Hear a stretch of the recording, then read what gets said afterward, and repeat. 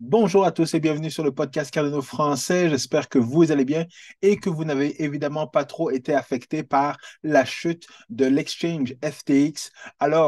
Je vous le dis, en crypto, les choses se passent à 100 000 à l'heure. Et je trouve ça intéressant parce que euh, parfois les gens se disent, j'ai envie de regarder un film sur les crashs financiers, puis comment ça marche, puis comment ça se passe. Eh bien, moi, je vous dis, ces films-là, ils ne servent à rien parce que rien n'est mieux que de vivre les choses et de voir comment les choses se passent dans la vraie vie. Et là, justement, nous sommes aux premières loges pour avoir vu et compris comment ça s'est passé, comment la chute du deuxième plus gros exchange en crypto est passé de milliardaires, de millions de milliards de dollars à gérer quasiment plus rien et à quasiment être bankrupt, être dans le fond, ne plus avoir d'argent dans la banque. Donc, vous le voyez, il y a Inside Job, il y a Big Short, il y a Wall Street, Wizard of Lies, Wolf of Wall Street. Tous ces films-là sont juste de la fiction et c'est rien comparé à ce qui s'est passé, évidemment, dans les derniers jours au niveau de la crypto.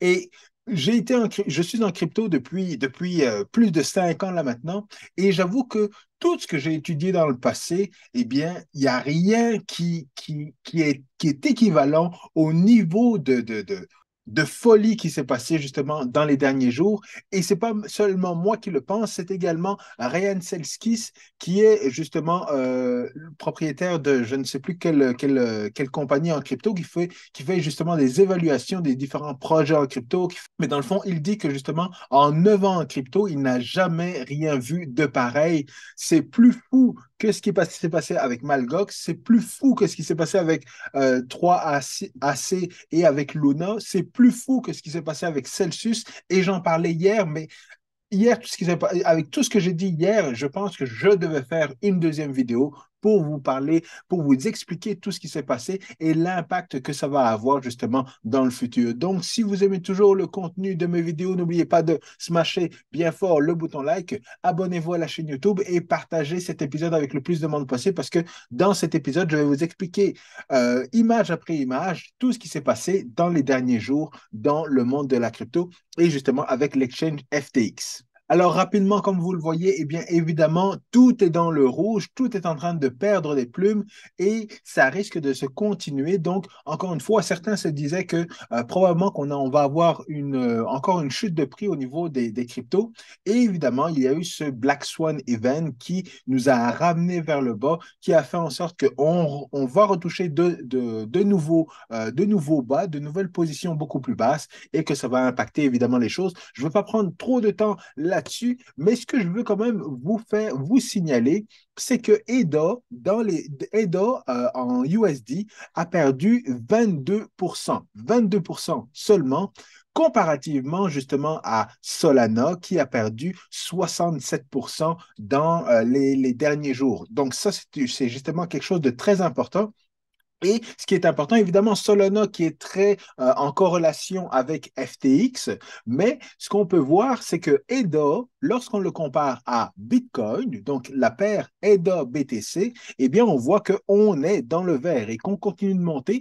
Et évidemment, on croise les doigts pour que ça continue justement comme ça, parce que ça, c'est ce que ça démontre, c'est que EDA, justement, est solide. C'est un projet solide, c'est un projet qui est fort lorsqu'on le compare à Bitcoin.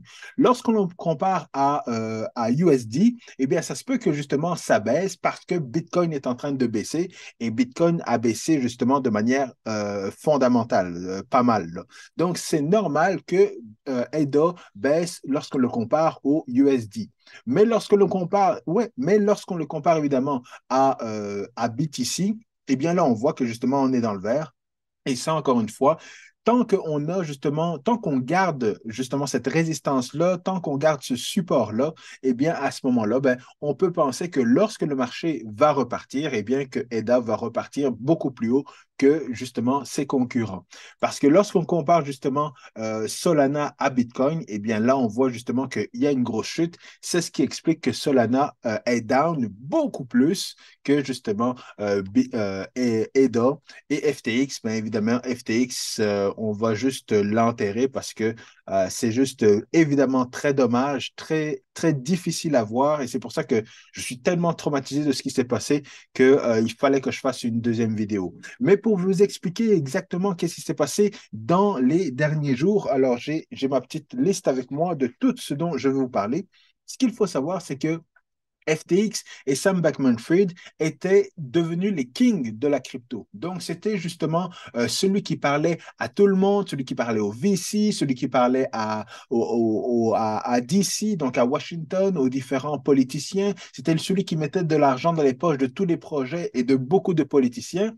Et donc, encore une fois, tout ça, ça va avoir des dommages collatéraux gros par rapport à tous les projets qui étaient associés justement à FTX et Sam Bankman-Fried, mais également à tous les politiciens qui se disaient que oui, il faut écouter dans le fond ce que le CEO de FTX a à nous dire parce que c'est lui qui va nous donner, qui va nous expliquer comment on va pouvoir réguler les choses et réguler le monde de la crypto. Alors, ce qui est arrivé aussi par la suite, c'est que très rapidement, Sam Bankman-Fried commençait à dire, il n'y a pas de problème avec FTX, vos fonds sont en sécurité, mais évidemment, hier, dans le courant de la journée, on a appris que FTX avait arrêté de permettre de retirer, de faire des withdrawals, donc de retirer l'argent de la plateforme FTX, parce que justement, il y avait trop de monde qui voulait retirer leur argent tous en même temps. Et comme on le constate, c'est que malheureusement, FTX n'avait pas justement les reins solides pour pouvoir permettre à tout le monde de récupérer leur argent, ce qui est vraiment très dommageable et très, très triste, évidemment. Parce que on s'est rendu compte que lorsque on voit la situation, ben, qu'est-ce qui est arrivé encore une fois, c'est que on sait que Binance est arrivé au secours de FTX. Évidemment, Binance, c'est eux, c'est CZ c'est même pas de sa faute, parce que même ça, je vais en parler un petit peu plus tard, mais les gens pensent que c'est de la faute de CZ. Selon moi, ce n'est pas de la faute de CZ et j'aimerais savoir justement qu'est-ce que vous en pensez de votre côté. Est-ce que CZ a une responsabilité en tant que justement CEO du plus gros exchange en crypto d'avoir agi de la manière dont il a agi? Moi, personnellement, je ne le pense pas, mais justement, laissez-moi vos commentaires dans la description parce que un événement comme ça, je cherchais des gens à qui en parler et je n'en trouvais pas. Donc, laissez-moi vos commentaires et on pourra en parler justement dans la section commentaires de la vidéo. Et évidemment, quelques minutes après, eh bien, on voit justement Sam Bankman-Fried qui annonce de son côté, évidemment, que Binance va venir les secourir, va venir les aider pour justement rehausser la situation et pour justement éviter de faire du contrôle de dommages, dans le fond, comme on dit dans le jargon. Mais malheureusement, c'est trop peu, trop tard de la part de SBF. FTX et également Binance, ben, à savoir qu'est-ce qui va arriver de ce côté-là, c'est une bonne question parce que ce qu'on a appris, c'est qu'en 24 heures, il y a eu un grand changement. Donc, 24 heures avant, SBF, le CEO de FTX, mentionnait que justement Binance faisait du FUD par rapport à FTX, qu'il racontait n'importe quoi, qu'il n'y a pas de problème avec FTX, mais 24 heures plus tard, eh bien, ça s'est révélé que tout était vrai. Et beaucoup de gens mettent la faute, encore une fois, sur CZ, la manière dont il a géré les choses. Mais ce qu'il faut savoir, encore une fois, c'est qu'en crypto, tout est transparent, surtout lorsqu'on utilise des blockchains qui sont publiques. Et il y a un grand nombre de gens qui surveille toutes les transactions sur les différentes blockchains, que ce soit EDA, que ce soit Bitcoin, que ce soit Ethereum, que ce soit FTX, que ce soit Binance. Sur toutes les blockchains, il y a des gens qui sont là et qui n'ont rien d'autre à faire de leur journée que de regarder le mouvement des différentes transactions. Et c'est comme ça, justement, que FTX s'est fait prendre la main dans le sac, alors que dans les finances traditionnelles, eh bien, ça n'aurait jamais pu arriver parce qu'évidemment, les grands livres des différentes banques, des différentes institutions financières ne sont pas transparentes. Donc, jamais ce genre de situation n'aurait pu arriver dans les finances traditionnelles. Et donc, c'est pour ça qu'actuellement, on vit justement une récession, on vit un crash financier, le même crash financier qu'on a eu.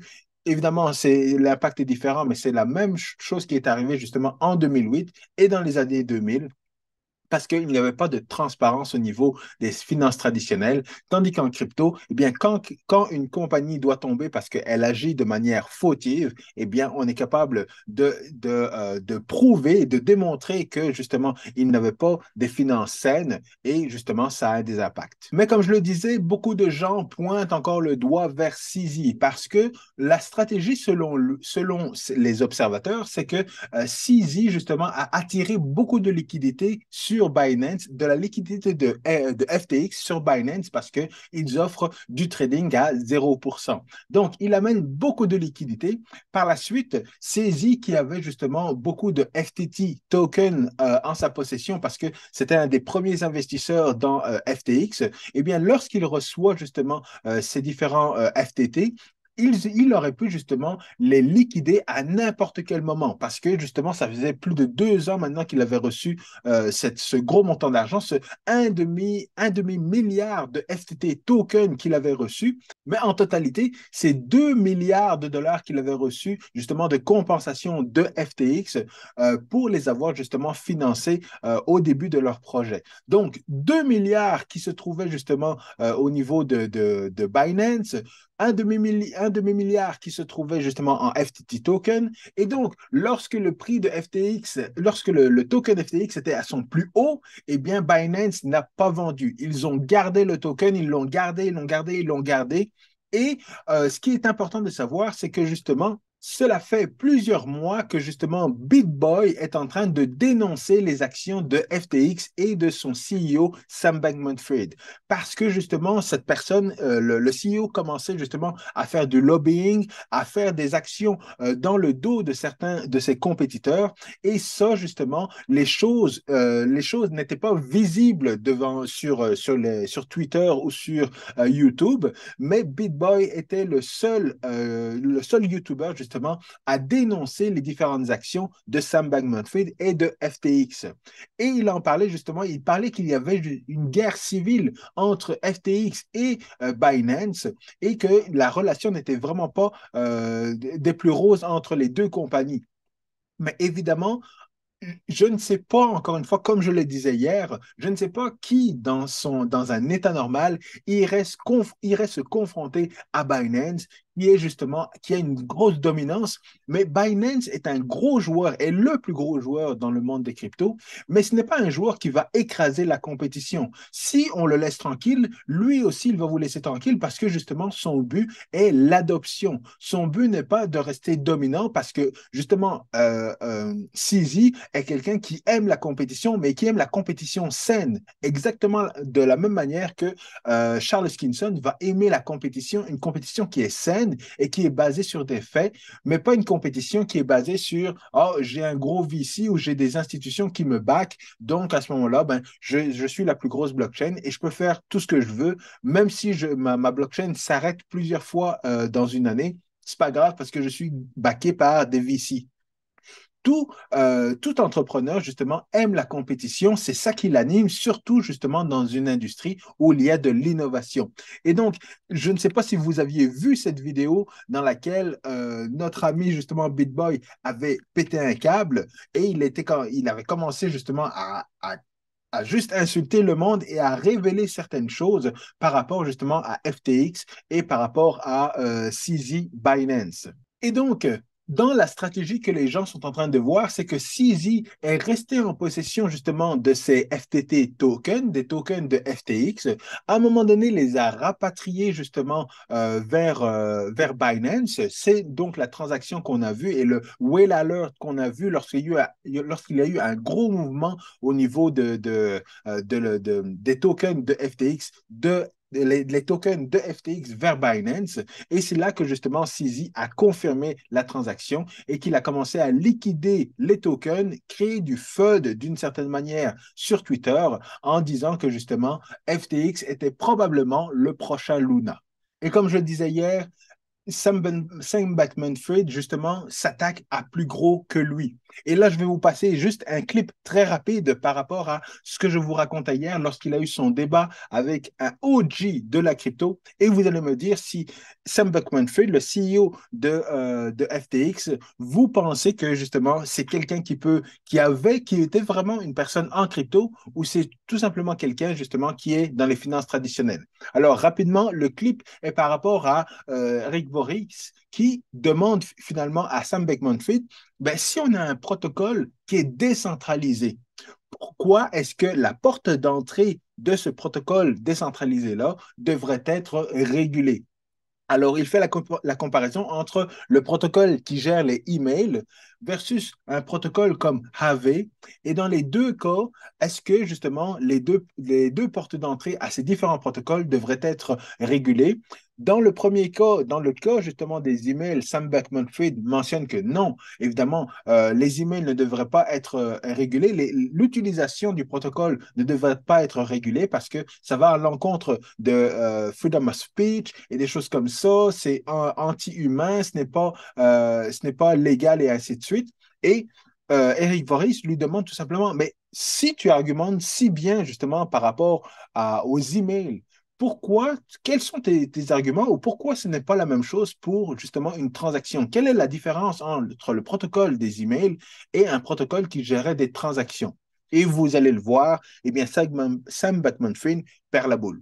If that did mean that, like, essentially hosted front ends by Americans targeting American retail had to be licensed, I think that could be reasonable. If the question was, let's acknowledge that the email protocol will be permissionless as a protocol. Yep. But it was the law of the land in America that every email front-end provider required KYC from its users. Yep. Because under the justification that we do not want people sending information back and forth with terrorists. Yep. Where would you stand on that position? Oh, I'd be strongly against that position. Why? Why would I be against it? Because I think it'd be like against freedom of speech. I think it'd be disenfranchising a lot of people. I think I would not trust in practice that it would do a good job. So I agree with you on all of that. Okay. I'm making a distinction here between, for instance, payments versus like derivatives contracts. Why is Aave somehow different than email? So, why is it different than email? You argued so well and so passionately to not block email with licensing and KYC. I loved hearing that. Yep. That filled my soul with joy. Such good arguments. Why does that not apply to financial transactions? So, why does it not apply to financial transactions? I think there are a few things here. So, first of all, et malheureusement, c'est là que justement tout le monde a perdu confiance en Sam Bankman-Fried parce que justement, on voyait qu'il ne maîtrisait rien. C'était quelqu'un qui voulait justement conseiller les politiciens pour encadrer les différentes crypto-monnaies, encadrer l'industrie de la blockchain, mais évidemment, on ne peut pas lui faire confiance et selon moi, ça a été le coup de grâce juste après que justement plusieurs personnes sur Twitter commencent à justement annoncer que la balance sheet de Alameda Research, hier je dis Algomida, mais c'est Alameda Research, la compagnie qui est le bras financier de FTX, justement, dans leur balance sheet, avait beaucoup de FTT tokens qu'ils avaient empruntés pour avoir du USD. Donc, encore une fois, cette ingénierie financière dont je parlais hier, je vous l'explique rapidement. Et FTX, dans le fond, prend une feuille de papier qui représente un token de FTX, le donne à Alameda Research. Alameda Research a des tokens FTT. Alameda Research a des tokens de FTT qui valent, à l'époque, ça valait peut-être 30 ou 60 dollars, peu importe le token. Ils prennent ces tokens-là et puis ils vont justement les mettre en garantie pour emprunter du USD. Ensuite, le USD, ils vont le remettre ils vont le renvoyer au niveau de FTX pour créer de la liquidité. Et donc, tout simplement, c'est que lorsque justement ils empruntent justement ces tokens, ils mettent ces tokens en garantie et prennent du USDT, à ce moment-là, bien évidemment, si le prix de FTX chute, justement, il faut mettre plus de tokens, justement, en garantie, parce que pour garantir la valeur que vous avez empruntée. Et donc, c'est un jeu, évidemment, qui se joue beaucoup dans l'industrie de la crypto, mais c'est un jeu très dangereux. Et c'est pour ça qu'à un moment donné, la CEO de Alameda Research écrit sur Twitter, je ne sais pas non plus, elle, d'où est-ce qu'elle est née, mais elle écrit sur Twitter que CZ, si tu veux vendre tes FTT tokens, à ce moment-là, ben, nous, on est prêt à les acheter à 22 dollars. Alors, pourquoi donner cette information-là sur Twitter? Expliquez-moi de la part d'une CEO. Évidemment, c'est une CEO selon moi, très peu expérimentée parce qu'il faut savoir que Sam Bankman-Fried a juste 30 ans, il me semble. La CEO de Alameda Research a 28 ans. Donc, pour moi, c'est de l'inexpérimentation. Pourquoi donner cette information-là, sachant que beaucoup de traders expérimentés comme notre ami Giuliano sont prêts justement à faire de l'argent autant si le token monte que si le token descend. Donc, beaucoup justement de personnes ont commencé à prendre cette information-là, l'analyser et se dire, ben écoute, si la barre des 22 dollars tombe, à ce moment-là, ben moi, je vais shorter et je vais avoir beaucoup d'argent. Donc, il y a eu beaucoup de pression à la vente pour que le prix justement de FTX descende, pour que le prix du token de FTX descende et que certaines personnes se fassent énormément beaucoup d'argent. Et ça, évidemment, ça a été mentionné par notre ami Crypto Raman. Et c'est là que je suis arrivé, c'est ça que j'ai vu il y a 3 jours, je pense. J'ai regardé son live, justement, SBF contre CZ, et c'est là que, justement, il y a eu le déclic. Mais lui, l'analyse qu'il a eue, c'est une analyse qui s'est passée 3 ou 4 jours avant son live, parce il a pris toutes les informations sur Twitter, il a fait son live, et il a reçu, justement, encore une fois, beaucoup de backlash par rapport à ça. Mais 2 jours plus tard, on se rend compte que finalement, FTX collapse et que l'industrie des cryptos et tout le marché des cryptos s'en va en enfer et on est dans un bain de sang carrément là. Et voilà justement le compte Twitter qui avait sorti l'information et pourquoi les gens ont commencé à croire justement cette personne-là ou ce que mentionnait justement la personne qui disait que Alameda Research n'a pas d'argent dans ses caisses parce que la majorité de son argent la majorité de sa balance sheet, dans le fond, possède énormément de FTX. FTX qui est justement un token qui n'a pas de vraie valeur en tant que tel. C'est pas la même chose que d'avoir du Bitcoin sur sa balance sheet parce que avoir du Bitcoin comme l'a fait voyons, la compagnie de Elon Musk ou comme a fait la compagnie de l'autre milliardaire, là, avoir du Bitcoin, ça a de la vraie valeur parce que le marché est gros, le marché du Bitcoin est énorme. Donc, avant que justement la valorisation de la compagnie tombe parce qu'ils ont beaucoup de Bitcoin dans leur balance sheet, eh bien, ça va être beaucoup plus difficile que justement avoir un token FTX ou même du EDA. Même si justement une compagnie disait, ben, moi j'ai beaucoup de EDA dans ma capitalisation, qui représente une partie de ma capitalisation, le prix de EDA peut fluctuer aussi facilement justement que le prix de FTX. Donc, on n'est pas à l'abri de que quelque chose comme ça arrive. Ce qu'il faut savoir au niveau de la blockchain Cardano, c'est que le bras financier de Cardano est Emurgo et donc il faut s'assurer que Emurgo ne soit pas dans la même situation, évidemment, que FTX ou même que Celsius ou Luna. Parce que comme je le disais, le compte Twitter qui a sorti l'information, eh bien, est le même compte Twitter qui a sorti les premières informations sur Luna et également sur Celsius et sur Voyager également. Donc, voilà rapidement comment tout est parti en fumée pour Sam Bankman-Fried pour FTX.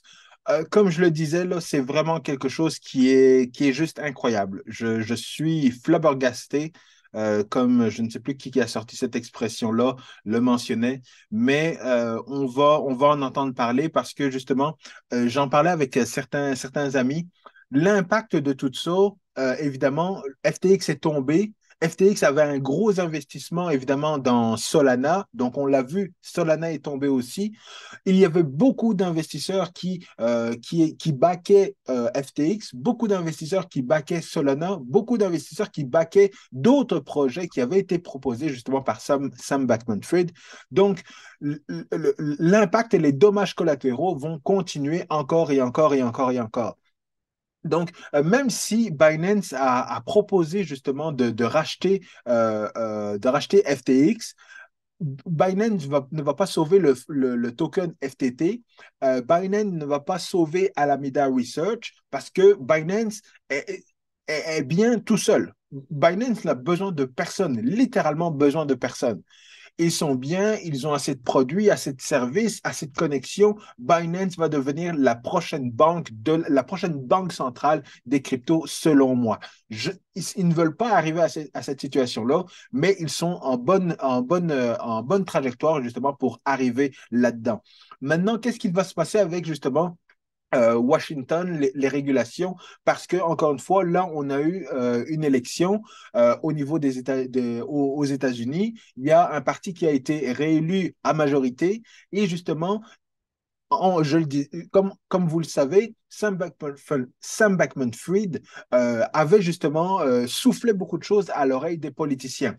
Donc, avec Luna, avec Celsius, avec Voyager, avec FTX qui vient d'arriver, l'année est pleine en crypto. Je ne pense pas que quelque chose comme ça est déjà arrivé dans le passé. Avoir 4 gros événements dans la même année, c'est quelque chose de fou. C'est quelque chose qu'on ne voit qu'en crypto. Et comme je le disais, pour moi, CZ n'est pas nécessairement responsable. CZ, d'une certaine manière, il a agi comme il a agi.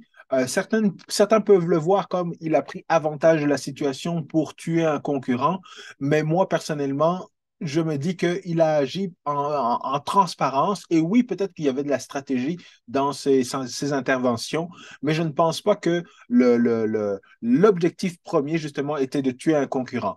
Je sais que dans le fond, moi, ce que je pense, c'est qu'il était fatigué d'avoir justement des attaques ou de voir le comportement de FTX et de son CEO dans le marché des cryptos et dans l'industrie. Il était fatigué de tout ça et qu'à un moment donné, il se dit, ben, écoute, tant pis là, on va les flusher parce que de toute façon, si on ne le fait pas, on risque d'avoir des pertes lorsque ça va arriver, lorsque ce nouveau Luna va arriver. Donc, soit on ne dit rien, on garde justement ce demi-milliard de dollars en FTT token et quand ça explose, ben nous, on va avoir des pertes. Ou alors, on est justement ceux qui font exploser le tout, mais au moins, on est safe parce que on ne sera pas dans les dommages collatéraux. Donc, personnellement, moi, je ne le rends pas responsable. C'est sûr que pour la communauté, tous ceux qui ont investi dans FTX, c'est encore une fois des grosses pertes. Mais comme Charles Hoskinson l'a dit dans sa vidéo, et c'est quelque chose que je trouve très important, il n'y a pas de shortcut à la réussite et il n'y a pas de shortcut à devenir riche. Il faut tout simplement travailler, il faut justement investir dans des projets qui sont des projets solides, il faut faire attention et continuer à surveiller chacune des choses. Tout ça s'est passé en dedans de 3 jours. Mais si vous investissez en crypto, c'est sûr et certain que vous ne pouvez pas laisser dormir votre argent là et puis relaxer, à moins que vous soyez investi dans Bitcoin et possiblement Cardano. Mais même dans Cardano, il faut toujours rester attentif parce que les choses changent très rapidement dans le monde des cryptos. Alors, j'arrête là-dessus. Évidemment, je suis encore très secoué par rapport à la situation. Je voulais vraiment vous partager ça. Je voulais vraiment vous expliquer ce que j'ai compris de la situation, d'après toutes les discussions que j'ai eues, d'après tout ce que j'ai regardé et que je suis ça 24 heures sur 24, comme quasiment sur CNN. À partir de dimanche soir, j'étais collé à ça. Et là, maintenant, mercredi, tout ce qui explose, c'est vraiment difficile. C'est vraiment très, très triste. Donc, c'est sûr et certain que Solana, j'ai jamais été un grand fan de Solana. J'ai jamais été un grand fan de FTX. Bon, c'était un coin dans lequel j'aurais pu investir et dans lequel j'ai pas investi. Bon, je suis chanceux pour ça, mais évidemment, je suis toujours pris justement avec mes bitcoins qui sont sur l'exchange Celsius. Donc, écoutez, c'est sûr et certain que Cardano reste la majorité de mon investissement. Bitcoin, le deuxième investissement, si je les récupère. Ne gardez pas vos coins sur un exchange. Binance, c'est quand même un exchange qui est sécuritaire, le plus sécuritaire selon moi, parce que, encore une fois, ils ont une garantie, donc ils ont une assurance qui garantit justement les coins qu'ils ont. Soi-disant, ils ne réinvestissent pas l'argent, leur coin qu'on met justement sur leur exchange, mais pour ça, ils vont sortir justement un proof of reserve. Donc, une preuve qu'ils ont assez de fonds pour couvrir chacun des investissements qui sont faits par les utilisateurs sur leur plateforme. Donc, on va espérer que ce soit vrai, on va espérer que ce soit solide, mais s'il vous plaît, si vous n'avez pas d'intérêt si vous n'êtes pas un trader, ne gardez pas justement vos coins, vos ADA surtout, les autres, c'est propre à vous, mais ne gardez pas vos ADA sur un exchange. On a des super wallets, on a justement un super moyen d'accumuler plus de ADA encore et encore avec le staking, qui est très sécuritaire sur les différents wallets. Vous voulez un light wallet, vous utilisez le wallet de peu importe lequel, là, mais on a tellement de choix que ça ne vaut pas la peine même de garder vos ADA sur Binance si vous ne les utilisez pas. Alors, voilà pour la petite chose. C'est vraiment un triste jour. C'est vraiment triste, c'est vraiment difficile, mais on va remonter la pente. Je reste en crypto, je continue à croire que justement c'est le meilleur investissement qu'on peut faire. C'est pas facile d'être dans le rouge, mais c'est le meilleur moment pour investir et pour redoubler. Moi, j'ai racheté bah voilà, il y a un ordre qui vient de repasser là, donc je viens de racheter, j'ai replacé mes ordres. Donc voilà, soyez prudents. C'est pas parce que vous avez perdu de l'argent que vous n'allez pas pouvoir justement vous refaire et tout ça. Soyez prudents, restez forts et je vous dis à la prochaine. Peace.